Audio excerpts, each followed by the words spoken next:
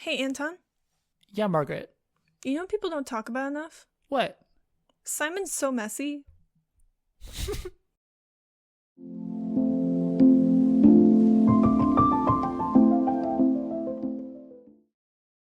Welcome to People Don't Talk About Young Royals. I'm Margaret. My pronouns are they, them. And I'm Anton. My pronouns are he, they. And we're people here to discuss the show our friends are sick of hearing us talk about. If that sounds like you, stick around. If your friend sent you this podcast of a desperate attempt to get you to watch Young Royals, take this as a sign. Go watch Young Royals, then come back to this podcast. Margaret, what are we talking about today? Today, we will be having a character discussion of Simon in Season 1, Episode 4, having decided we have no choice but to stand. Woohoo! In this discussion, we won't be summarizing the plot of the episode because we already did that. If you need or want a refresher, head back 6 episodes in our feed to our most recent This Week in Alershka for a full breakdown. This episode discussion will likely be all over the place, so strap in. You have been warned. Alright, I do have a confession to make. Yes? Last episode, we were giving Wilhelm a lot of grace. And I struggled to give Simon that amount of grace. Well, okay, then our roles are going to reverse, because I'm going to try my best to defend Simon this episode. And this could be just because I'm a Wilhelm apologist through and through. I believe in his rights and wrongs. But Simon is just so messy this episode. Yes, but okay, just since we're talking about our last week's episode about Wilhelm, Yeah. I want to start off with what my notes start off with, which is comparing what Villa and Simon are going through. This episode is incredibly unfair. Not that I've seen anyone doing that, but I just want to say that up front.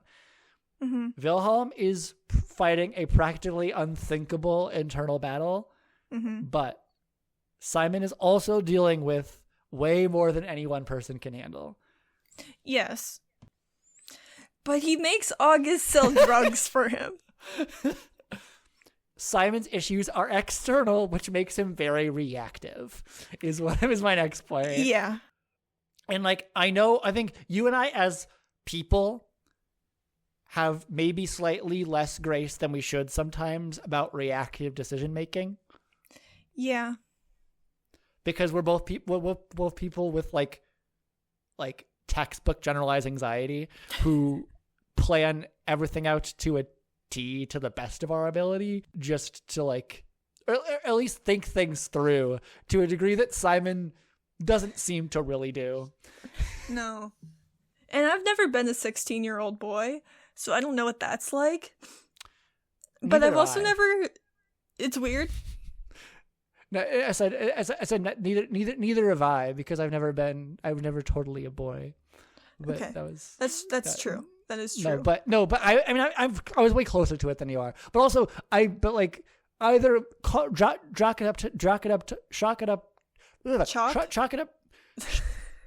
chalk it up to my gender or whatever. But or my anxiety or what, part of the fundamental points of my being is that I don't really understand impulsive decision making, kind of at my core. Okay, so I understand impulsive decision making because that's how my anxiety works. Right. Is I won't make a decision until I absolutely need to, and then it's just however I feel in that moment. Mm-hmm. In certain things. Other things I'll think about for 8 years before they have to happen. But my father was an addict. I've never thought, I'm a little short on money. What if I stole his alcohol and sold it to my friends? Yeah. So Simon's mind is a fascinating thing. I would love, if any of our listeners have studied psychology, I'd love to hear your takes on this. Yeah. I think what it comes down to is I think your dynamic with addiction and addicts is a bit closer to Sarah's than it is to Simon's. I would agree. And by that I mean Simon, up until this episode, has given his father infinite grace, I think. Yeah. So, okay. shout out to any children of addicts. Have you ever been to like Al-Anon or Alateen? It's a support group for people who are related to addicts. And a lot of it is, a lot of Al-Anon programming and AA as a whole is like giving grace because there's a higher power at play, which is very Christianity coded. So if you're not a Christian, you're sort of in a battle with it at all times. But my point is, if Simon and Sarah both went to that support group, Sarah hated every minute of it and Simon got something out of it. That's the difference between the two of them.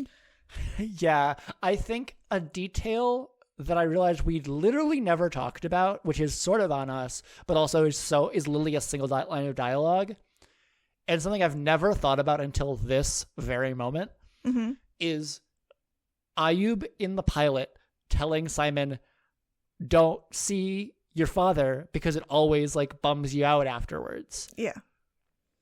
I suddenly realize in this moment, I don't know if this is the first time he's seen Micah without telling anybody. I don't think it is.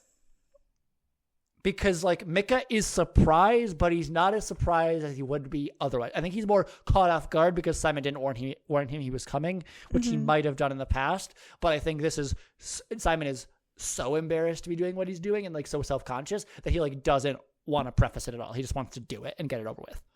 Yeah.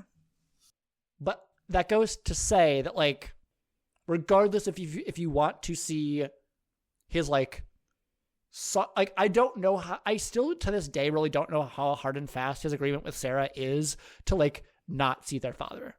Or like how they have discussed it, because it does seem to be kind of just implicit a lot of the time. And at the very least, if it was said once, it was never renegotiated. Like it never came up again because, and I know probably from Sarah's point of view, she doesn't feel like it needs to be, but as Simon, I think almost inevitably like misses their father.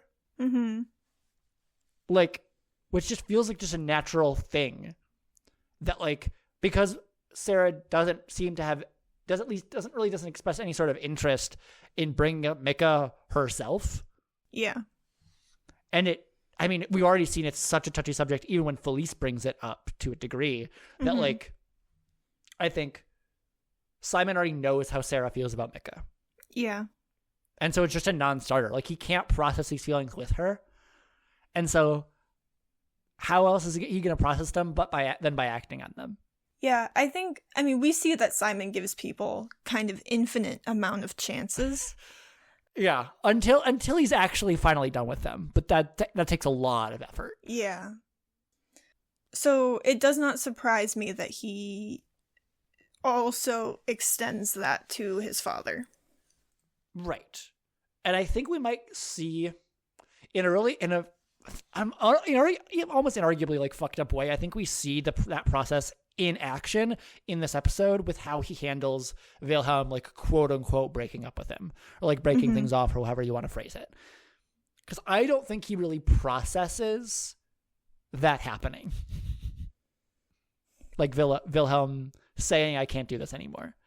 Like I think it's just another thing that he adds to the pile of shit he's already dealing with.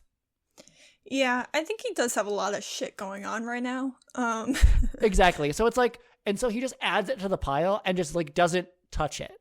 And I honestly think until he probably started seeing Micah, or especially until like the last month or so, like I think his relationship with his dad was just another one of those. Could have been. Because damn, is it easier to not process something than to process it? Exactly, which is like I think a certain length of time into being at Halershka, once he feels like he'd like kind of decided how he feels about Halershka, which I think did happen before the pilot. Yeah, which is part of why I think it's possible that he saw the Micah before the pilot, because I see once he has what this whole new school thing is about kind of sorted, or feels like he does, then I could see him deciding that he's ready to deal with the Micah of it all. Yeah, I could see that for sure. And again, like, this is all speculation. Mm-hmm. And like, it's entirely possible that the first time he's seen Micah since the divorce is like, since Micah moved out, is the pilot. Because that's always what I've been under the assumption of, because I almost just didn't like totally give merit to Ayub. Because I was also thinking like maybe he's talking about seeing Micah prior to the divorce, or like Ayub was talking about like during the separation, or just kind of in general, you know, like we have no context and no way of knowing what Ayub actually meant by that. But regardless, I think in Micah we do see how Simon handles people who have, depending on how you look at it, I mean, with Micah's a lot more cut and dry, but like people who have wronged him or in some way hurt him. Yeah. And Simon leaves that door open for about as long as possible. Like it just takes so much for him to actually close that door. Yeah, it really does. But I don't know. Just speaking more specifically about what Simon's mentality in this episode, something that I feel like a large portion of the audience inherently gets, which is I think why Simon does not receive the level of, I'll just say it, like he doesn't get critiqued as hard as Wilhelm a lot of the time, or with the same like level of rigor or same level of intensity. And I think part of that is that the economic stress of this episode and like Simon's storyline in season 1 as a whole on the whole is just too fucking real. Yeah. Like, well, Villa is going what Villa is going through is awful. But there's a certain element of fantasy to his like royal issues. Like, who can actually relate to that? Like, you can relate to it on a slightly emotional level, but like, you can't relate to it on that scale and relate to that on that intensity unless maybe you're a 16-year-old celebrity who's been a celebrity like your entire life, which is like very, very few people. But Simon is going to the truly relatable problem. Like, no one who hasn't spent their entire life well off doesn't know the feeling that Simon is feeling. Yeah. And what that is Simon is in survival mode. He sure is. He just keeps going. No matter what happens. Like, he doesn't give himself the option of falling apart because he refuses to make his mistakes his family's problem. Yeah. And so what that means is not processing the Wilhelm shit, because I think it does matter to him too much for him to process it. Yeah. Because he just doesn't have the space for that in his life right now.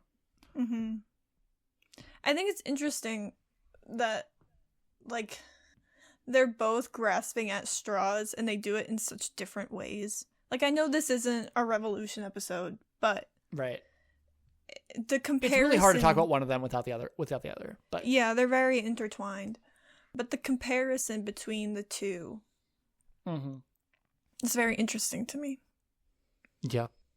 I think comparing is okay. I think is all right in these episodes. We've been really trying to silo off these episodes, like only talking about one character, but that's really, there's a reason why we start with Love Among Royals, and like why that's really the more like comprehensive episodes than these is because talking about one character in Royals is like automatically like you're just talking about one piece of a really, really big puzzle. Yeah. But I think our only line is that we don't stan or assassinate or call a character complicated, but like because of another character. Because we're judging every character on their own merits, but like we can try to think about what are like how we're judging and by what metrics, and we can establish metrics by thinking about how we've judged other characters. And I think from this point in my notes, I start kind of veering into what I imagine Simon's headspace to be. Yeah, let's get at it. I tried to delve into like what it is to be in survival mode, and just like let's think about that for a second, because it's like there is a certain, like, this is gonna sound really unfair to Wilhelm for a second, but I think it's something that I think Simon in his most like unfair and maybe slightly like selfish moments would potentially think. Okay, it's a privilege to be able to fall apart. Interesting. To an extent, like. If Wilhelm had a like a substantial like paying job to get to. Like if Wilhelm had the level of like if Wilhelm had Simon's socioeconomic status, I'm not saying Wilhelm's processing his grief well, but would he be able to process it at all if he wasn't being given even just the small amount of space that he is given to grieve? I'm going to call that into question. Yeah. Oh, just a tiny, tiny bit. I mean, fair. I like I said, I knew I was being unfair, and I was just posing the question. I could be. I know I could be like totally off base. I feel like he's not actually been given any space to grieve. Yeah. I don't know. Like, I think he is grieving, but I don't think he's been given space to grieve because, like, he was sent right back to school. No, fair. Yeah. And he's just having to go about his day. Like, nothing is different. Yeah, and I think you saying that, I think I'm realizing like they are. If I'm see the whole picture, and again, I was saying like this is kind of maybe from a Simon being really short-sighted in a moment of like being very much in his own bullshit. Yeah. Like, but I mean, by that I mean the bullshit he has to deal with, not like that he himself has bullshit. But like they're both under a lot of restriction. They just look really different, and they're different types of restriction. Yeah, I would agree with that. But speaking to that type of restriction, being in survival mode, not giving yourself the option to fall apart, and like refusing to make your mistakes your family's problem, which that's the point I think which Wilhelm and Simon are very similar. Yeah. What I think is actually part of the thing that like drives the fact that their love story has any drama at all is that they're like just incredibly committed to their families. To almost their own detriment at times. Yeah, like I mean, at least to the development of to the detriment of their own like happiness and some sense of like self-worth a lot of the time. Like, yeah. But basically, I'm speaking as Simon, even though I'm speaking in the third person. But like, and then Simon's father has the gall to be mad at him for doing what Simon felt he had to do. And like, granted, I do believe Simon feels a little guilt at stealing the drugs, but like that is overwhelmed by just rage. Like, I don't know. This is in some way incredibly unfair of me, but I can't help but think about the fact that the Ericksons wouldn't be so strapped for cash if they weren't a single income household, like for like most of the year. Like up until Simon and or Sarah like gets jobs for the summer, like they're only living off of Linda's paychecks. Yeah. And it's like that's because Micah couldn't handle his addictions, or because Micah is an addict in the first place. Yeah. And because of that, in a really roundabout way, and in a way that like parents do need to be, I think, held responsible and at least somewhat culpable for this type of shit. It's partly because of Micah's addiction that Simon has been driven to this point. Yeah. And like, you can argue that Micah is the parent and therefore should be held partially responsible for Simon's actions. Like, even Linda, to some extent, does not recognize the level of pressure Simon endures for his family. Yeah, I agree with that. Simon also is still 16, but he's puts so much on himself that he shouldn't have to. Yeah. He's 16 and the younger sibling. Yeah. Even though it doesn't, you would be, given the amount that he puts on himself, you wouldn't be remiss if you didn't clock that. Yeah. If you thought Simon was older than Sarah. Or if you thought like they were twins or whatever. Because to be fair, they are in the same grade at school, but that is for, that was because she had to redo the year, right? And she had to redo, I think, a year in grade school, she said at one point, because she's 2 years older. Oh, yeah. Like nearly 2 years older. Like she should be a third year right now, if she was with the people who are her age. I'm pretty sure. Simon is still 16. And so, not only because of his age, but just because of the economic pressure that he's under and like the fact that he's in survival mode, I don't know. I just feel like to not stand Simon in this episode is not understanding the nature of class and the lengths economic pressure will drive you. Mm-hmm. Yeah. Like we can judge Simon up and down all we want in this episode, but like, mm-hmm. it's just so much. Like, the chosen name for this episode is Simon the Stoic. Yeah, because he is, like, I do have to give him props for, like, still going about his day-to-day. Yeah. Even when his day-to-day is having August sell drugs for him, he's still, like, functioning. He's still going to class. Yeah. He's still, we do still, like, our the picture of this episode does, the episode art for this episode does come from what I think in a previous episode I called the most awkward blackmail in history. But the specific screenshot I grabbed, he is a little bit awkward, but he's incredibly determined. Mm-hmm. And like, he's not a person to be messed with. Yeah. As he's made abundantly clear multiple times to August at this point, but August, I think, is only now starting to figure that out. Mm-hmm. And yet, Simon is not so stoic, or doesn't have so much of like, isn't so much of a I'm in survival mode. Like, I was saying so much of a survivor, but I didn't know if that was going to come across. Like, he isn't so much in survival mode that he will deny himself the luxury of happiness. Mm. Like, when Villa says he likes him, that door is still open. Yeah. Simon isn't so straightforward, isn't so like full speed ahead that like all Simon needs to know in order to pursue what he wants is that the door is still open for Wilhelm. Mm-hmm. Like, all he needs to know is there is a chance. Yeah. It's like how he boldly goes for that first kiss, but isn't about to go past like two kisses until Wilhelm pulls him back and gives him an indication that he wants it to. Mm-hmm. Like, but at the same time, the intimacy scene at the end of this episode would not have happened without Simon's bravery to call Wilhelm out.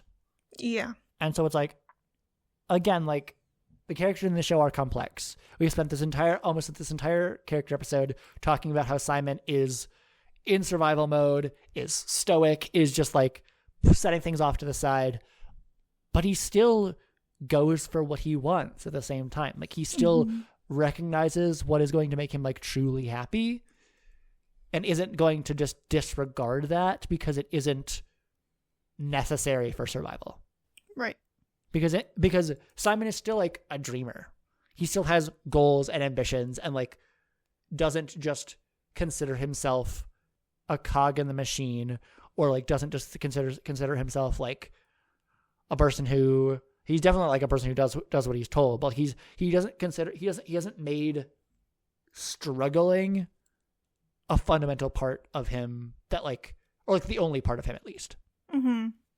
Yeah. And I think that is, to a degree, like I'm pulling on later episodes of the show, but like I think that's sort of an image of Sosa, like of the middle class, and lower classes that a lot of people at Hilarska have. Yeah. Is like making the struggle their entire personality, or like making like complaining about the status quo, like all they ever is, like that being all they ever do. Yeah. When it's like you just don't have anything to complain about the status quo. Yeah, the status quo just benefits exactly the upper class exactly enormously. And so it's like all you have to gripe about is the elements of Swedish social policy that the U.S. would sorely benefit from. By that I mean, like taxing multimillionaires and billionaires. The amount that they should be taxed. Oh God, we could do so much social good if we just fucking did that. And also apportioned it correctly too, and didn't like put it all into defense on our military budget. But anyways, this isn't an episode about about the U.S. Every episode is about how we hate American government. Or at least have very strong gripes about it. Dude. Yeah, we do. But one last thing I really want to say before my summary, unless you have anything, and like I'm gonna ask if you have anything else before the summary, like the intimacy, like I was saying, like the intimacy scene couldn't have happened without Simon's bravery to call Villa out for saying he liked him. Mm-hmm. Couldn't be me. Like. That sounds terrifying, and these are the moments where I really like admire Simon and like recognize the ways in which we are fundamentally different people. Like he's brave as fuck. Like, yeah, say anything you want about Simon Erickson. Like at the end of the day, Mans goes for it. Mans basically doesn't like. I think eventually one of these days, I feel like we do need to end up calling him Simon the Fearless, because he just goes for it. He just got like honestly. That's honestly maybe what we should have called episode 2. Episode 2's character episode. I don't even know what we called it that episode. I think he was Simon the Bold. I think he was Simon the Bold. Oh yeah, or something. I mean, he was bold. Like that. Yeah. I'm going to check because I don't want to. That's something that listeners can easily check that I can also easily check. We called him Simon the Hopeful in season 1, episode 2. Oh. He was Simon the Bold in the pilot, which makes sense. Mm. And then last episode, he was Simon the Lost. Yeah. So, and now he's Simon the Stoic because he's just trucking on. But with that, do you have anything else before I get into my summary? I don't think so. Simon is going through so much and is behaving under the stress of someone simply trying to survive. He has endured so much bullshit due to circumstances outside of his control, and I personally could not possibly think to judge him for reacting accordingly. Moreover, Simon does not deny himself the indulgence of a moment of true joy when the opportunity presents itself, which I think is just admirable. Mm-hmm. And is certainly standable. So, anything to add? No. I've come around. I'm giving him a little more grace. Glad I could do that for you. Not as much as I'm giving Wilhelm, but that's just me as a person. Yeah. No, yeah. I think what's me as a thing, I think, let's not unpack this too much, but I relate to Wilhelm so hard that I give him the least grace a lot of the time. You see, and I relate to Wilhelm so hard that I just give him the most grace, but I don't give myself that grace, just him. Right. Because I'm like, no, baby, I get it. No. I seek to understand so often that the more different a person is from me, a lot of the times, the more I seek to have empathy for them. Mm. Which sometimes isn't healthy. I can acknowledge that. You know what? I'm proud of you for acknowledging that. That's a big move. Thank you. I'm realizing, can empathy be toxic? Yes. Maybe sometimes. No, not maybe sometimes. Yes, it can be. All right. Who knew the listeners were getting a free therapy session? This just in. Empathy can be toxic sometimes. Yeah. Yeah, it can be. Okay.